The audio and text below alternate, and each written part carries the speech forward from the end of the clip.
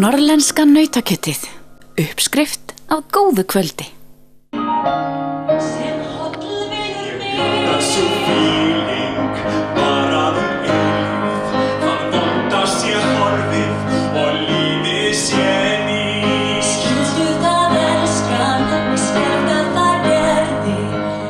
Leikfélag Akureyrar 100 ára á árinu og í tilefni þess var efnt til helgarinnar afmælisveislu.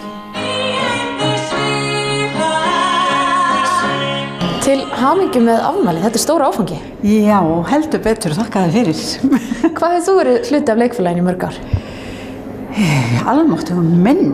Ég byrjaði nú 8 ára gömul, en það var nú bara svona í gullnahliðinu, engill. Og svo liði mörg ár og þá fór ég verið svona 16-17 ára þegar ég lék aftur. Og síðan þá hefur þetta alltaf verið með svona reglulegu millibili sem að ég hef verið og ég tengist alltaf leikfélaginu mjög mikið. Öll þau 100 ár sem Leikfélag Akureyrar hefur starfað hafa þau haft aðal aðsetur í samkomuhúsinu en leika einnig á fleiri stöðum í bænum, til að mynda í menningarhúsinu Hofi.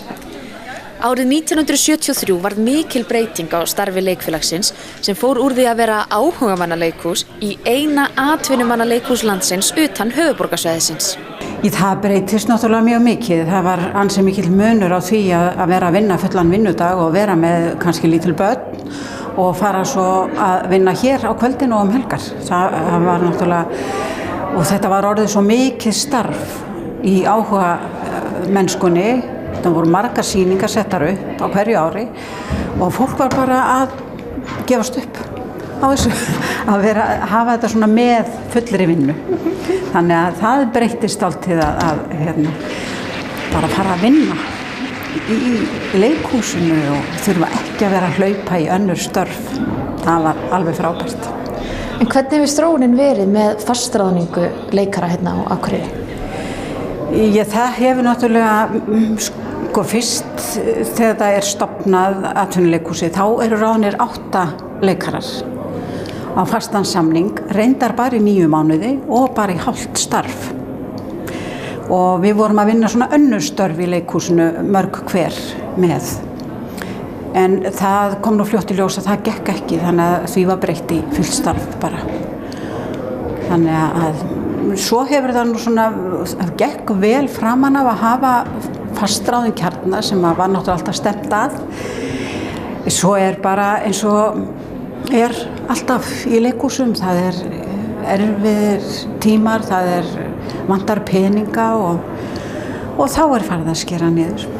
Það eru alltaf atvinnuleikarar að starfa hérna, þeir koma aðalega að sunnan, en sumir eru hérna í 1 ár, aðrir hafa verið í 3 og það bara, en svo það mest megnist þannig að fólk ráðið í einstök verkefni. Guðni T.H. Jóhannesson forseti var á mælendaskrá í afmælisveislunni, en hefur Guðni eitthvað leikið sjálfur? Nei, ekki get ég nú sagt það.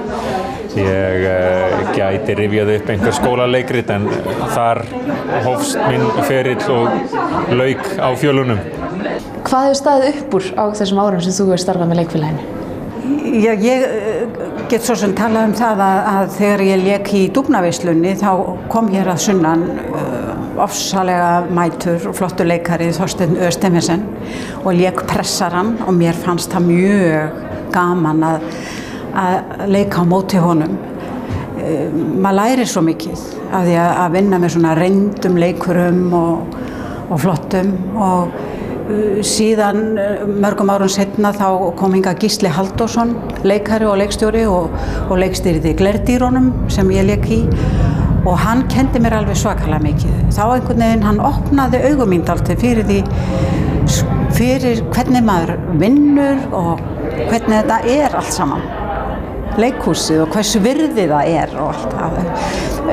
Þetta hefur nú svona í gegnum tíðina, en ég búin að leika svo mörg hlutverk að það erfitt að gera upp á milli þeirra.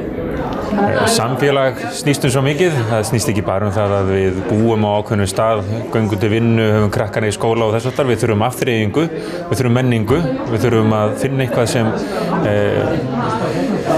sem ræktar sál og fær okkur til þess að njóta lífsins og þar leikhúsið, það fær okkur til þess að hlæja, gráta, brosa, hugsa og þess vegna svo mikilvægt að leikhúsið haldi áfram að dafna. Ég veit að Leikfélag Akureyrar hefur lent í ýmsu og núna það á réttri braut og ég veit líka hversu miklu máli það skiptir bara fyrir okkur öll, ekki bara hér norðan heiða. Það gaman fyrir fólki á höfuðborgarsvæðinu að skjótast norður, fara á góða leiksýningu og njóta fegurðarinnar hérna á mannlífsins. Þannig að Leikfélag Akureyrar mikilvægur þáttur í íslensku samfélagi.